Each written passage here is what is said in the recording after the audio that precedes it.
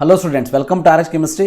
So ಭಾಳ ಜನ ವಿದ್ಯಾರ್ಥಿಗಳು ವೇಟ್ ಮಾಡ್ತಾ ಇದ್ರು, ಸರ್ ರಿಯಲ್ ಅಪ್ಲಿಕೇಶನ್ ಫಾರ್ಮ್ ಯಾವಾಗ ಬಿಡ್ತಾರೆ ಅಂತೇಳಿ ಪದೇ ಪದೇ ಕೇಳ್ತಾ ಇದ್ರು.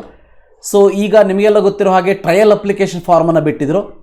ಸೊ ಟ್ರಯಲ್ ಅಪ್ಲಿಕೇಶನ್ ಫಾರ್ಮನ್ನು ನೀವು ರಿಜಿಸ್ಟರ್ ಮಾಡಿಕೊಳ್ಳಿ, ಮಾಡದೇ ಇರಲಿ, ಏನೂ ಪ್ರಾಬ್ಲಮ್ ಇಲ್ಲ. ಬಟ್ ರಿಯಲ್ ಅಪ್ಲಿಕೇಶನ್ ಫಾರ್ಮನ್ನು KE ಅವರು ಇವತ್ತು ಕೊಟ್ಟಿರುವಂಥ ನೋಟಿಫಿಕೇಶನ್ ಪ್ರಕಾರ 18ನೇ ತಾರೀಕು ಬೆಳಗ್ಗೆ 11 ಗಂಟೆಯಿಂದ ರಿಲೀಸ್ ಮಾಡ್ತಾರೆ. ಗೊತ್ತಿರಲಿ, 18ನೇ ತಾರೀಕು ಬೆಳಗ್ಗೆ 11 ಗಂಟೆಗೆ ರಿಲೀಸ್ ಮಾಡ್ತಾರೆ.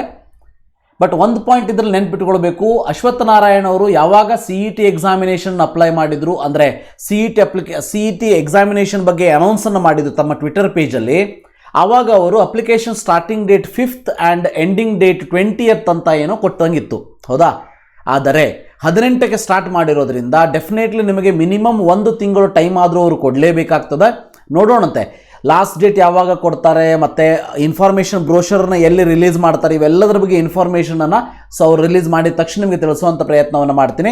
ಅದ್ರ ಬಗ್ಗೆ ವರಿ ಮಾಡ್ಕೊಳ್ಳೋಂಥ ಅವಶ್ಯಕತೆ ಇಲ್ಲ. ನೀವೀಗ ಮಾಡಬೇಕಾಗಿರೋದು ಇಷ್ಟೇ. ಸೊ 18ನೇ ತಾರೀಕು 11 ಗಂಟೆ ತನಕ ವೇಟ್ ಮಾಡಿ. ಅಲ್ಲಿವರೆಗೆ ಯಾವುದೇ ಟೆನ್ಷನ್ ಮಾಡ್ಕೊಳ್ಳೋದಕ್ಕೆ ಹೋಗಬೇಡಿ. ಸೆಕೆಂಡ್ PUC ಈ ವರ್ಷ ಬೋರ್ಡ್ ಎಕ್ಸಾಮನ್ನು ಬರಿತಾ ಇರೋರು ಅದರ ಬಗ್ಗೆ ಕಾನ್ಸಂಟ್ರೇಷನನ್ನು ಮಾಡಿ. ಆ್ಯಂಡ್ ಯಾರು ಲಾಂಗ್ ಟರ್ಮ್ ನೀಟನ್ನು ಅಥವಾ CETಯನ್ನು ಮಾಡ್ತಾ ಇರ್ತೀರಿ, ನೀವು ನಿಮ್ಮ ಪ್ರಿಪರೇಷನ್ ಬಗ್ಗೆ ಕಾನ್ಸಂಟ್ರೇಷನ್ ಕೊಡಿ.